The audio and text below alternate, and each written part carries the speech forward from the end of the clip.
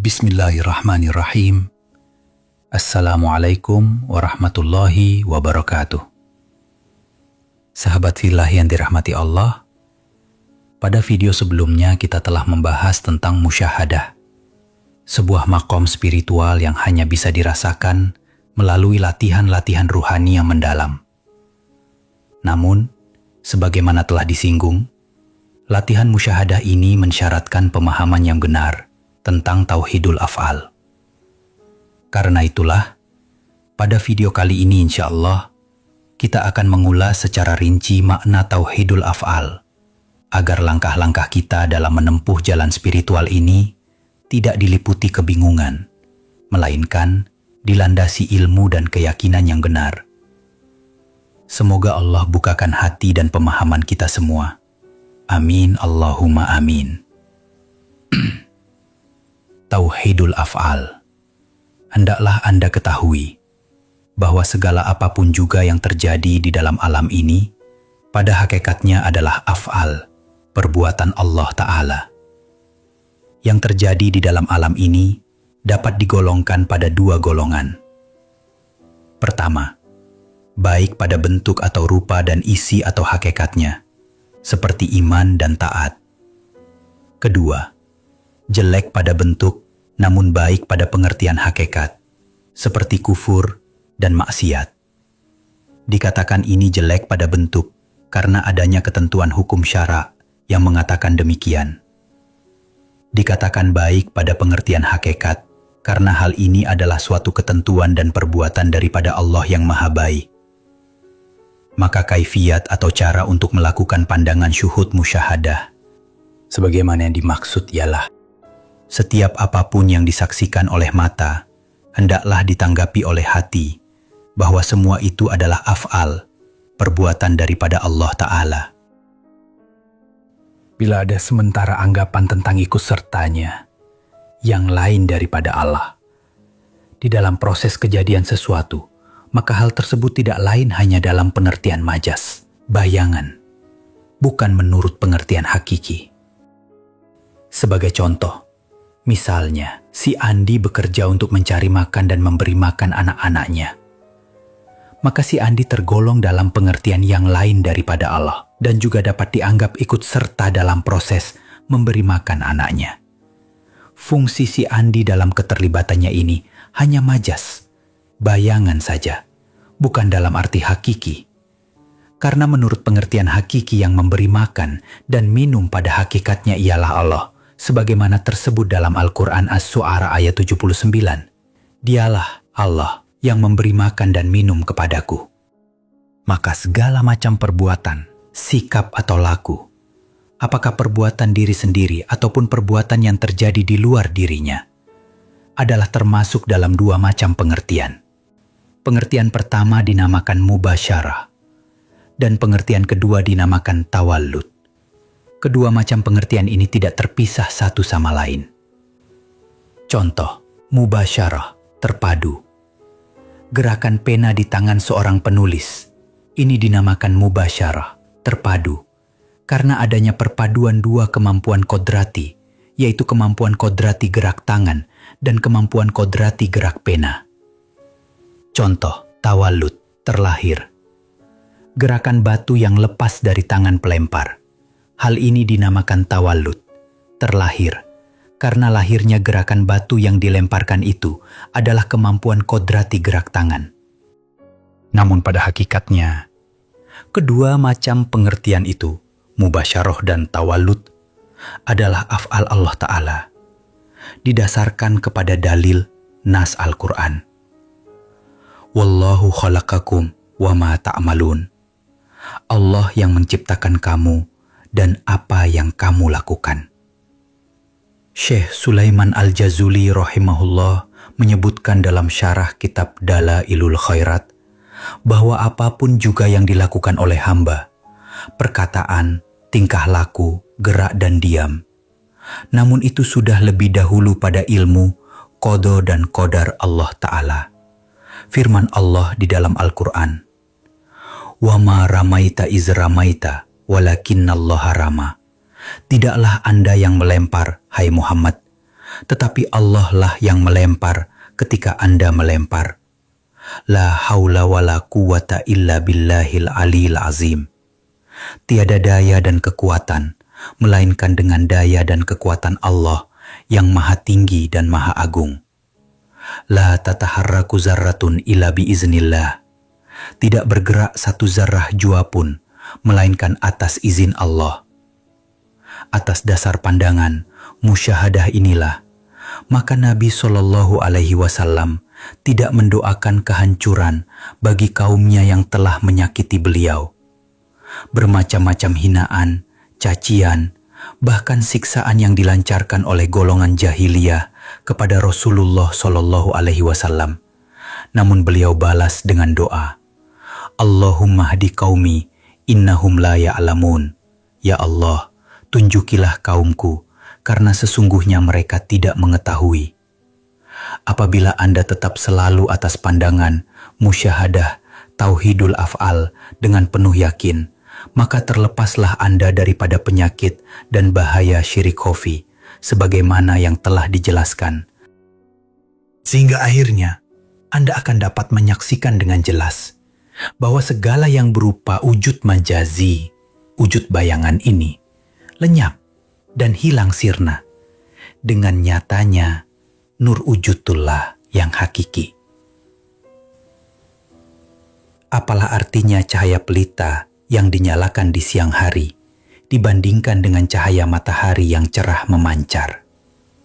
Apabila secara terus-menerus Anda latih dengan pandangan musyahadah demikian, sedikit demi sedikit dengan tidak tercampur baur antara pandangan lahir dan pandangan batin, maka sampailah Anda pada suatu makom, tingkatan, yang dinamakan makom wihdatul af'al. Pada tingkatan ini, berarti fana, lenyap, segala perbuatan makhluk, perbuatan Anda sendiri, atau perbuatan yang lain dari Anda, karena nyatanya perbuatan Allah yang maha hebat. Jahat, jelek, ataupun baik, pada hakikatnya daripada Allah. Sebagaimana saya kemukakan berkali-kali, bahwa segala macam perbuatan, kejadian, peristiwa apapun yang terjadi, pada hakikatnya adalah perbuatan Allah Ta'ala, yang jahat ataupun yang baik. Kita katakan demikian karena didasarkan atas keterangan hadis Rasulullah SAW di dalam doa beliau, Allahumma inni a'udzubika minka. Ya Allah, hamba berlindung kepadamu dari segala kejahatan yang datang daripadamu. Dalam hadis lain ada pula isti'adzah, permohonan berlindung diri yang diajarkan oleh Rasulullah SAW. Allahumma inni a'udzubika min syarri ma khalaqta. Ya Allah, hamba berlindung kepadamu dari segala kejahatan apa-apa yang Engkau ciptakan. Kalau sekiranya kejahatan, kejelekan itu bukan daripada Allah pada hakikatnya, maka tidak mungkin beliau mengucapkan doa demikian. Allah berfirman, Kul kullun min indillah. Katakan oleh Hai Muhammad, segala-galanya adalah dari sisi Allah. Sebagian dari Arif Billah memberikan sebuah contoh untuk sekedar mendekatkan paham, namun bukan berarti tepat demikian hubungan antara hamba dengan Tuhan ialah laksana wayang yang dimainkan oleh dalang dengan bermacam gerak dan laku. Namun semua gerak dan laku si wayang itu adalah suatu kenyataan, mazar daripada perbuatan dan laku Pak Dalang semata-mata. Bukanlah gerak dan laku dari wayang itu sendiri. Meskipun demikian, bahwa segala macam perbuatan, peristiwa, kejadian dan sebagainya dalam arti hakiki adalah af'al Allah.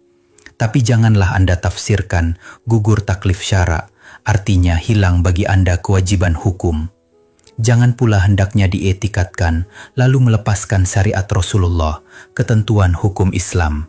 Apabila sekiranya Anda sampai berkeyakinan beriktikat, gugur taklif syara, atau tidak perlu bersyariat lagi, maka jatuhlah Anda ke dalam golongan yang dinamakan kafir zindik.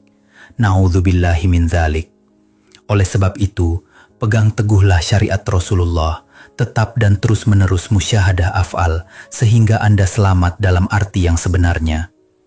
Bila mana tidak dengan musyahadah af'al, meskipun Anda sudah lepas daripada syirik jali, syirik yang nyata, namun belum tentu Anda sudah lepas daripada syirik khafi. Allah berfirman, "Wa ma yu'minu aktsaruhum wa hum musyrikun." Artinya, sebagian besar antara mereka masih tidak beriman kepada Allah, malah berlaku syirik. Sayyid Umar bin Al-Farid rahimahullah berkata dengan dua bait syairnya, "Walau khatarat li fi siwaka iradatun, ala khatiri sahwan kadaitu biridati." Andai kata terlintas kilas dalam khatarku getaran hati di dalam dada, suatu kehendak yang lain daripadamu ya Tuhan, disadari ataupun tidak, wahai celakanya diri ini, remuk hancur di lumpur murtad. Dengan pandangan, tanggapan, dan anggapan yang keliru itu, menyebabkan Anda tidak termasuk dalam golongan mukmin yang sempurna. Tetapi bila mana musyahadah Anda benar, tidak ada yang berbuat pada hakikatnya melainkan Allah. Tidak ada yang hidup pada hakikatnya melainkan Allah. Dan tidak ada yang maujud pada hakikatnya melainkan Allah. Maka dengan demikian, termasuklah Anda dalam golongan ahli tauhid yang benar. Suatu golongan yang dijanjikan Allah dengan dua sorga. Sorga yang pertama adalah sorga ma'rifatullah di dunia. Dan sorga kedua adalah sorga akhirat yang sudah dikenal berdasarkan dalil dan nas. Syekhuna Alimul Alamah Al-Bahrul Arik, Abdullah ibnu Hijazi Asy-Syarqawi Al-Mishri rahimahullahu ta'ala telah berkata, "Siapa yang memasuki sorga ma'rifatullah di dunia, niscaya tidak berhasrat ia kepada sorga akhirat yang berupa bidadari, istana, pakaian, makanan, dan lain-lain. Hasratnya hanya ingin sedekat-dekatnya pada hidrat Allah dengan ruqyatullah, melihat Allah dengan nyata di akhirat kelak." Nikmat yang paling tinggi di akhirat adalah ruqyatullah. Jauh sekali bedanya dibandingkan dengan nikmat surga dalam pengertian bidadari, istana, pakaian, dan lain-lain sebagai yang sering dikemukakan. Begitu pula tentang kenyataan melihat Tuhan dalam arti ma'rifatullah di dunia ini yang telah terbuka pada hati orang-orang yang arif billah. Hanya sebagian kecil saja dibandingkan dengan ruqyatullah di akhirat kelak.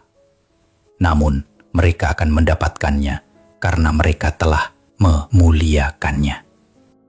Hubaya, wahai saudara-saudara, janganlah Anda lupa bermusyahadah wihdatul af'al yang memungkinkan Anda untuk dapat memandang keindahan zat wajibal wujud. Penjelasan penting. Berkata Abdul Wahab Sya'rani qaddasallahu sirahu dalam kitab Jawahiru wat Duror. Beliau memetik ucapan Syekh Muhyiddin Ibnu Arabi rahimahullah. Segala keadaan ini adalah dinding yang dapat mendindingi pandangan pada Allah Ta'ala. Padahal pada hakikatnya, ia juga yang berlaku di balik semua keadaan akuan ini, laksana bayang-bayang kayu di dalam air sungai, tidak akan mungkin dapat menahan lewatnya perahu yang didayung. Adapun perahu yang tidak berani melewatinya, sebab menyangka bahwa kayu itu benar-benar telah menghalanginya. Hal tersebut tidak lain karena sangkaan belaka bagi mereka yang belum terbuka hijab, sehingga tidak mampu memandang fa'il yang hakiki, pelaku yang sebenarnya, yaitu Allah Ta'ala. Tentang pengertian af'al, hamba menurut pendapat beberapa mazhab. Pertama, mazhab Mu'tazilah. Mazhab ini berpendapat bahkan merupakan iktikad mereka bahwa segala apapun yang terjadi adalah pada hakikatnya terjadi karena adanya kodrat, daya mampu makhluk itu sendiri. Kodrat hamba yang hawadis, yang baru itu, menurut mereka adalah memberi bekas atau menentukan. Mereka tidak mau tahu tentang apa yang telah kita sebutkan, pada hakikatnya daripada Allah. Oleh sebab itu golongan ini termasuk golongan bid'ah, bahkan fasik. Mu'tazilah menurut arti bahasa ialah orang yang terasing, terpisah. Pembangun mazhab ini ialah Wasil bin Atha. Menurut sejarah, Wasil pernah berguru belajar kepada Imam Hasan Basri rahimahumullah. Pembangun golongan Ahlus Sunnah wal Jamaah. Pernah terjadi suatu debat yang sengit antara Imam Hasan Basri dengan murid beliau Wasil bin Atha tentang masalah apakah seorang mukmin yang maksiat bisa masuk surga atau tetap di dalam neraka. Imam Hasan Basri menyatakan bahwa orang tersebut dinamakan mukmin asi, mukmin maksiat. Apabila dia tidak mendapat ampunan Tuhan, maka orang tersebut dimasukkan ke dalam neraka, kemudian diangkat dan dimasukkan ke dalam surga karena adanya iman. Tentang pendapat ini Wasil tidak dapat menerimanya, meskipun si guru sudah memberikan keterangan dan dalil-dalil yang kuat. Dengan adanya pertentangan ini, Imam Hasan Basri berkata, "Itazala ana Wasil," telah berpisah dari kita si Wasil. Dari kata itazala inilah, kemudian lahirlah mazhab Mu'tazilah. Pendapat golongan Mu'tazilah mengenai perbuatan hamba yang mereka yakini jelas bertentangan dengan ajaran Al-Quran dalam surah Asy-Syu'ara ayat 78 sampai dengan ayat 82 yang artinya, Allah yang menciptakan aku dan memberi petunjuk kepadaku. Dia pula yang memberi makan dan minum kepadaku. Bila aku sakit, Dia pula yang menyembuhkan aku. Dia yang mematikan aku dan kemudian menghidupkan aku. Dia pula yang kuharap memberi ampunan kepadaku hingga hari pembalasan. Kedua, mazhab Jabariyah. Mazhab ini beretikat bahwa segala macam perbuatan adalah perbuatan Allah sendiri. Dan mereka tegas pada pendirian demikian. Mereka tidak memandang adanya kenyataan perbuatan Tuhan pada hamba sebagai sandaran. Dengan pendirian demikian, maka mereka tidak dapat mencapai darjat kamal, tingkat kesempurnaan, dan nyata-nyata bertentangan dengan jalan syariat. Jabariyah menurut arti bahasa ialah paksaan. Maksudnya ialah bahwa manusia ini dipaksa oleh Tuhan untuk berbuat. Mengenai pengertian perbuatan Allah sendiri, misalnya makan, artinya Allah makan. Kalau si hamba minum, artinya Allah minum. Demikian seterusnya. Apabila mengerjakan maksiat, tidak perlu meminta ampun, karena itu adalah kehendak Allah dan perbuatan Allah sendiri. Maka jelaslah bahwa itikat demikian adalah kufur zindik. Pelopor atau pendiri paham ini ialah Jaham bin Sofwan. Oleh sebab itu, paham ini dinamakan juga dengan nama Jahmiyah. Penganjurnya yang terkenal ialah Jo'di bin Sam'an, yang dipelajarinya dari seorang Yahudi bernama Falut bin Asyam. Jaham bin Sofwan adalah seorang yang berasal dari Parisi di Khurasan, yang dahulunya adalah seorang Yahudi. Karena kalah dalam suatu peperangan, dia ditawan oleh pasukan tentara Islam. Kemudian dia masuk agama Islam. Beberapa lama kemudian, dia diangkat menjadi sekretaris dari Suraih bin Haris. Pada waktu itulah ia berkesempatan mengedarkan pahamnya. Karena kesesatan ajarannya ini, dia dibunuh oleh Muslim bin Ahwas al-Mazani pada akhir pemerintahan Bani Marwan. Ibnu Abbas radhiyallahu anhu pada waktu menghadapi golongan ini di Syam, beliau berkata, "Wahai orang-orang munafik di zaman lampau dan pengunjung masjid yang fasik, kenapa kamu melemparkan kejahatan kepada Tuhan, sedang kamu nyata-nyata berbuat jahat?" Rasulullah Shallallahu Alaihi Wasallam pernah bersabda, "Akan datang suatu masa nanti, suatu kaum yang melakukan maksiat, kemudian mereka berkata, Allah yang menakdirkan demikian." Maksudnya, mereka lepas dari tanggung jawab dan Allah sendirilah yang harus menanggung akibatnya. Maka siapa yang menantang kaum ini, sama artinya mereka mencabut pedang dalam suatu perang sabilillah. Ketiga, mazhab Asy'ariyah. Golongan ini berpendapat dan berkeyakinan bahwa segala macam perbuatan, kejadian dan peristiwa pada hakikatnya adalah perbuatan Allah. Akan tetapi bagi hamba masih ada yang dinamakan usaha ikhtiar, Namun sebenarnya, usaha ikhtiar itu sendiri menurut paham ini tidak memberi bekas, tidak menentukan. Pada usaha ikhtiar inilah ta'alluq hukum syara, berlakunya hubungan perintah dan larangan. Tetapi Allah jualah yang memberi bekas, menentukan. I'tikad ini dinamakan i'tikad mazhab Asy'ariyah. I'tikad yang demikian ini adalah i'tikad yang makbut, dapat dipegang, dan yang dapat menyelamatkan dari bahaya dunia dan akhirat. Hanya saja, tingkat ini masih belum dapat mencapai suatu martabat kasyaf, tingkat pandangan tembus, acerah dalam arti hakiki, karena masih adanya apa yang mereka sebutkan, usaha ikhtiar dari hamba. Sehingga, dengan demikian berarti, masih dalam keadaan gisyawah, tertutup, menurut pengertian wihdatul af'al yang kita maksud. Pembangun mazhab ini ialah Imam Al-Asy'ari rahimahullah. Beliau telah berjasa besar dengan menyusun ilmu kalam atau ilmu tauhid yang sampai sekarang dipakai oleh hampir seluruh umat Islam di dunia. Beliau juga tercatat sebagai pembangun Ahlus Sunnah wal Jamaah.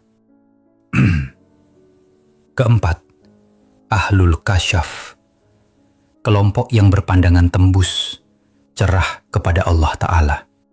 Kelompok ini adalah suatu kelompok yang sudah terbuka segala dinding, hijab, serta tembus pandangan, serta pengertian mereka terhadap keesaan Allah Ta'ala. Karena mereka memandang, musyahadah, bahwa segala macam peristiwa ini pada hakikatnya perbuatan, af'al, Allah yang disandarkannya kepada hamba.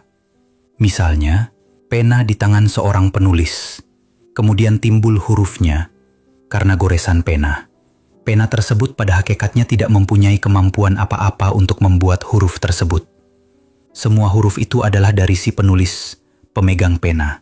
Begitulah sebenarnya. Apapun juga yang terjadi di dalam alam ini, pada hakikatnya perbuatan Allah Ta'ala. Ahlul Kasyaf bukanlah suatu golongan tertentu, sebagaimana mazhab-mazhab lain. Mereka sebenarnya adalah suatu kelompok di dalam lingkungan mazhab Ahlus Sunnah wal Jamaah yang tetap mempertahankan pendirian, syariat yang berhakikat dan hakikat yang bersyariat. Hal ini dapat dibuktikan terhadap diri pengarang kitab Ad-Durrun Nafis, bahwa beliau tetap bermazhab Syafi'i dan i'tikadnya adalah Asy'ari. Ada sementara orang berpendapat bahwa paham mereka ini termasuk Jabariyah. Menurut saya, pendapat demikian adalah keliru. Yang jelas perbedaannya dengan Jabariyah ialah dari segi pegangan terhadap hukum-hukum syara'. Ahlul Kasyaf amat menekankan tentang keharusan melaksanakan hukum syariat, melaksanakan perintah, menjauhi segala larangan, atau setidak-tidaknya jangan berkeyakinan bahwa bila mana sudah berhakikat, lalu gugur beban syara'. Ahlul Kasyaf adalah kelompok yang benar-benar ingin mencapai tingkat ihsan, sebagaimana yang disabdakan oleh Rasulullah Shallallahu Alaihi Wasallam, Al-ihsanu an ta'budallah ka'annaka tarah, fa in lam takun tarah, fa innahu yarak. Artinya, ihsan itu ialah bahwa engkau menyembah Allah seakan-akan engkau melihatnya. Andai kata Anda tidak dapat melihatnya, namun Allah tetap melihat Anda. Hadis riwayat Bukhari. Begitu pula, mereka selalu mempertebal dan meningkatkan rasa cinta kasih serta rindunya kepada Allah dan Rasul-Nya. Tekun dalam ibadat mereka lahir dan batin. Mereka amat menekankan masalah perasaan, zauq, terutama perasaan dalam bercinta kasih kepada Allah Ta'ala. Menurut cerita bersambung dari masa ke masa sekitar 150 tahun yang lalu, di Kalimantan ada seorang datu mencapai tingkat aulia yang bernama Datu Muning. Beliau ini apabila hendak sholat kadang-kadang berpantun, bersair lebih dahulu. Riu-riu padang si bundan, padang si tamu-tamu. Aku rindu kadengan Tuhan, sabarang tempat kawa batamu. Pantun ini jelas menggambarkan rasa cinta kasih yang mendalam. Oleh sebab itu, janganlah kita bersalah sangka, suuzon terhadap mereka. Yang nyata, mereka telah mendapat sinar terang dalam hati dan perasaannya, karunia daripada Allah Ta'ala yang bernilai tinggi, yakni mahabbatun ilallah, cinta kasih kepada Allah. Semoga kita juga mendapat karunia demikian. Syekh Abdul Wahab Sya'rani rahimahullah berkata bahwa Syekh Ibnu Arabi telah mencantumkan dalam kitab beliau yang bernama Futuhatul Makkiyah pada bab 422, di mana beliau menjelaskan apa yang dimaksud segala perbuatan daripada Allah dan hamba sebagai sandaran perbuatannya, karena memang si hamba inilah yang menanggung beban siksa dan pahala. Bila sekiranya kita terhenti pada suatu dakwa, perkiraan bahwa segala amal perbuatan itu pada hakikatnya daripada perbuatan kita sendiri, maka berarti Allah telah menyandarkan, meletakkan dakwa demikian terhadap diri kita sebagai suatu cobaan Allah. Catatan, berdoalah kita, semoga dakwa demikian jangan sampai datang kepada kita, karena berarti suatu kerugian yang amat besar. Namun demikian, bila sekiranya Allah hendak memasukkan kita ke dalam hidrat ihsan, maka berarti tipislah hijab dinding itu. Dan kita saksikan selanjutnya bahwa segala amal pada hakikatnya adalah daripada Allah, sedang kita sendiri tidak mempunyai amal apa-apa. Demikian selanjutnya, bila musyahadah menurut mestinya, niscaya akan timbul rasa takut kita, kalau-kalau tergelincir pendirian kita. Sebagian daripada kesempurnaan adab untuk menyatakan bahwa suatu amal dari kita sendiri, sepanjang apa yang kita ketahui, hanya sekedar untuk mengamalkan apa yang difirmankan oleh Allah Ta'ala. Ma asabaka min hasanatin faminallah, wa ma asabaka min sayyiatin famin nafsik. Artinya, apa saja yang menimpa Anda daripada yang baik adalah daripada Allah, dan apa saja yang menimpa Anda daripada yang jelek, maka hal itu dari dirimu sendiri. An-Nisa ayat 79. Syekhuna al-Allamah Maulana Syekh Yusuf Abu Zarrah al-Misri berkata, ketika beliau memberikan pelajaran di Masjidil Haram, tidak seharusnya berkata bahwa kejahatan itu dari Allah, kecuali dalam waktu dan tingkat belajar atau mengajar, makom taklim dalam jurusan ilmu ini. Catatan, kata-kata perbuatan daripada Allah adalah khusus dalam pengertian hakikat yang seharusnya hanya ada pada suara batin, tetapi boleh diucapkan dalam saat-saat belajar, mengajar. Syekhuna Ibnu Hajar rahimahullah dalam Syarah Arba'in menjelaskan perkataan Nabi SAW yang tercantum pada sebagian doa iftitah yang berbunyi, wasyarru laisa ilait, kejelekan atau kejahatan bukan untukmu.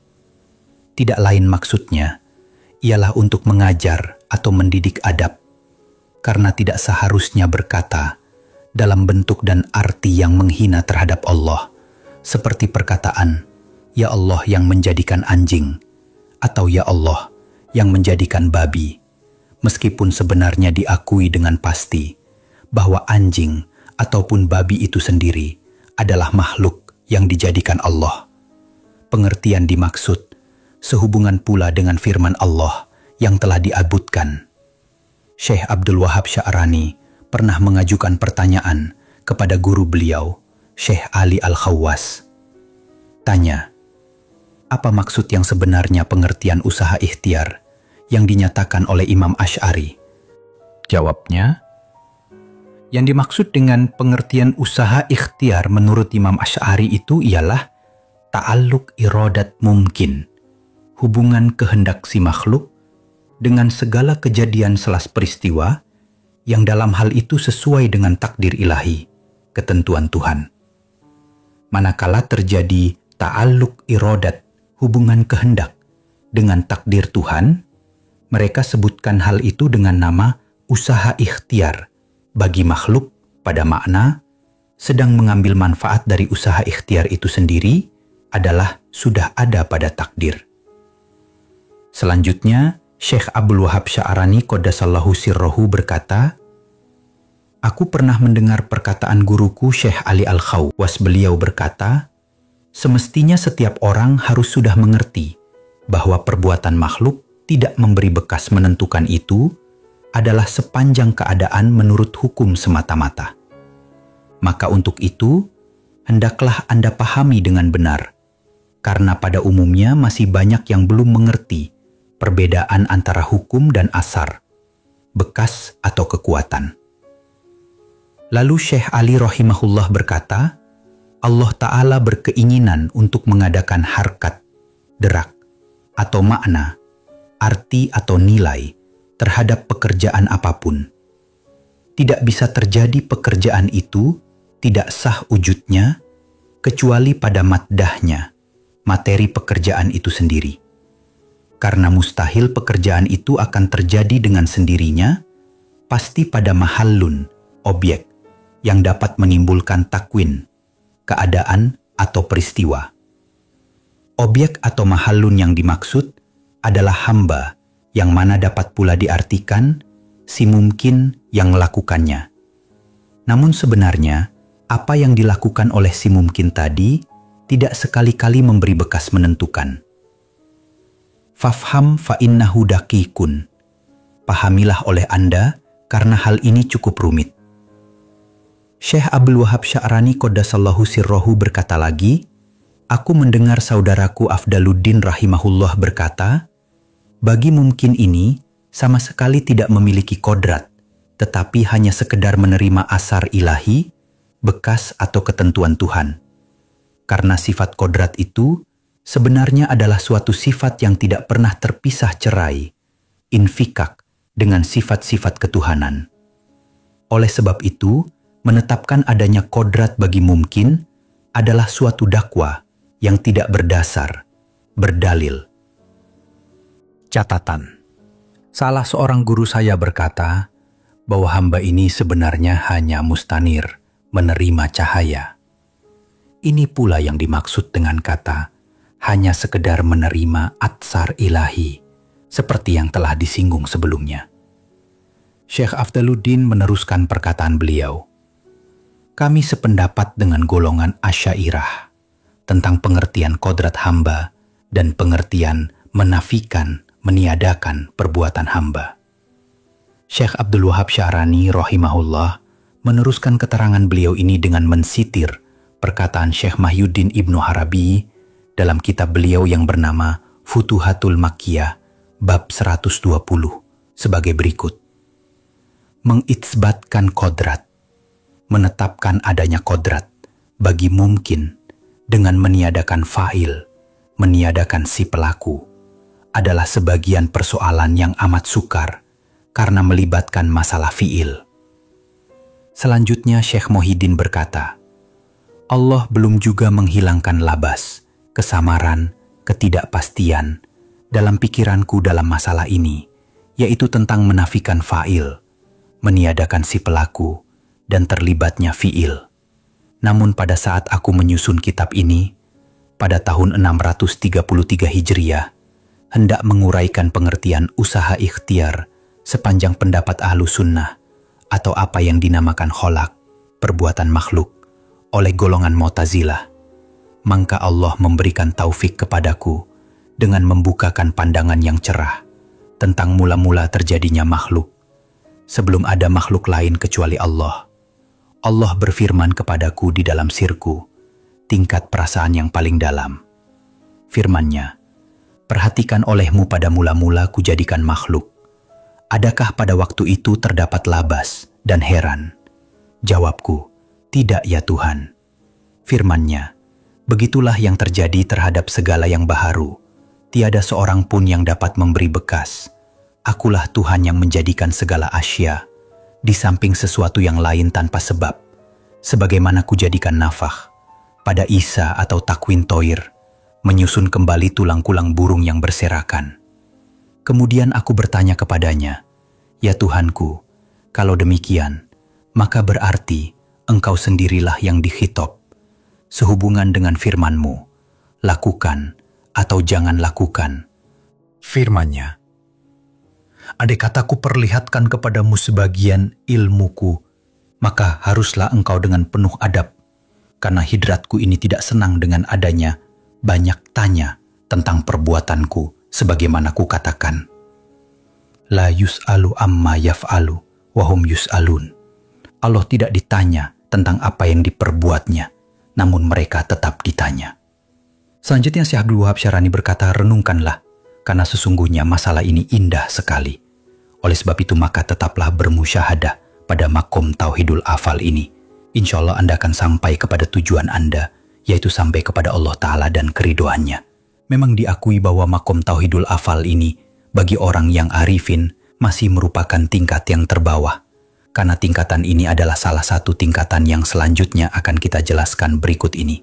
Di antara orang-orang yang sampai kepada Allah, ada di antaranya yang dinamakan majzub dengan suatu kejutan, sehingga orang demikian dapat tahu, mengerti tentang zat, sifat, asma, dan af'al Allah Ta'ala, tanpa lebih dahulu menerima pelajaran dari seorang guru dan tanpa melakukan latihan-latihan.